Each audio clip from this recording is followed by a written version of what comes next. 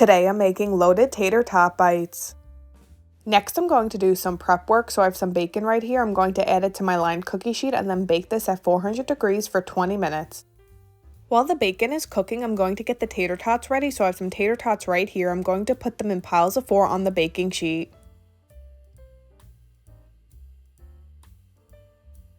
Next I'm going to bake the tater tots at 425 degrees for 6 minutes. While the tater tots are baking, I'm going to chop up the bacon. After I'm done chopping up the bacon, I'm just going to set it aside because I'm going to use that later. Now that the tater tots have come out of the oven, I'm using a glass to press them down so they're flat.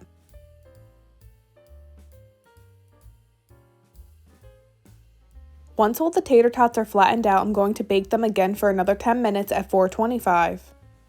Now that the tater tots are out of the oven, I'm going to sprinkle a little bit of shredded cheddar cheese on top of each one.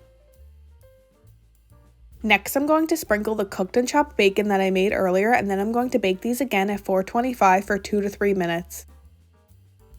Once the loaded tater tot bites came out of the oven, I topped them with some sour cream.